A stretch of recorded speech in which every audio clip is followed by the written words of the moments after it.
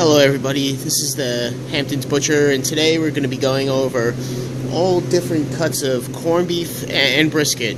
The difference between the two is that a corned beef is one that's been sitting in a brine, either a mixture of salt and either corns or pepper, and certain people make it a certain way, and it's like a vinegar, a salty vinegar, just like how pickles are is I guess the easiest way to describe it.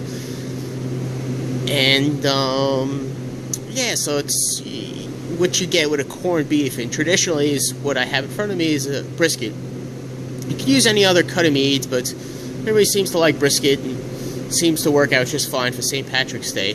So in front of me I have a whole brisket, and you'll see this is the flat part, or the flat or the thin cut, and this part here is the point, and you can see the big fat. I didn't trim any of this just to show you how it is. Usually what they'll do is they'll trim a little bit of the fat off, but when you get a corned beef down the center here, this would be considered the point or the thick cut, and this from my hand left, this is considered the thin cut or flat. Same thing, same names, nothing really different, just people in different areas call it different things. Usually those are the two names that it's referenced with.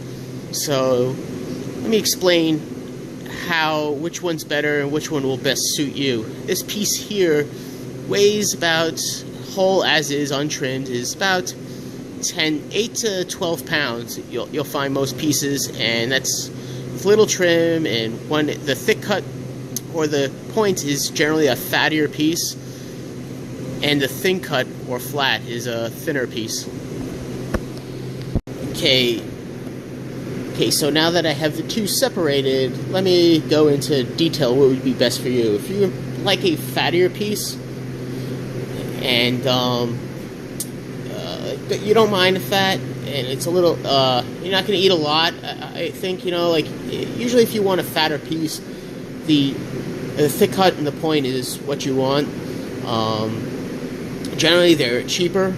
If you were just to get a brisket without, just a regular brisket that hasn't been corned, usually what they'll do is they'll take this top piece here, and you can see where the point is, and the bottom, this cut here, is a decal. And decals are really good for like smoking, or if people want to pot that, you could pot both of these. But when you're doing corn, usually when you get your corned beef, which good brands are like Friar, Boar's Head, Nathan's, I never had a problem with any. You'll get this whole piece, and you get less meat with it too. So that's what I mean. If you're not going to get a lot and you want really good flavor, point cut is what you want. Thick cut, point cut. This is untrimmed, so you'll see a little dark parts. We'll shave that off for the customers. And the thin cut, which I have next to it, is good for potting as well, but there's more meat to it, and generally they cost more.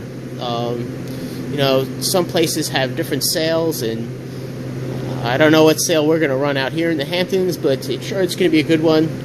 And I think cuts for people who like them a little bit leaner. There is more meat with it, but it generally does cost a lot more. I mean, I think both cuts taste well, but a thick cut has more fat, so that will give it the more flavor, where the thin cut doesn't. And this is the bottom piece of the decal that rides along here. And so I hope this was helpful. If you have any questions, comment below, and if you haven't yet, please subscribe to my channel. Each week I try to post up new updates and talk about different cuts for the holidays and summertime. I try to go over a lot of different barbecue cuts of meats, and I try to go over a different variety between lamb, goat, veal, chicken, pork, and beef. I try to cover them all. If there is a cut that you want me to go over, or have any questions about, message me or comment below. And thanks everybody, and I hope everybody has a great St. Patrick's Day. It's one of my favorite holidays.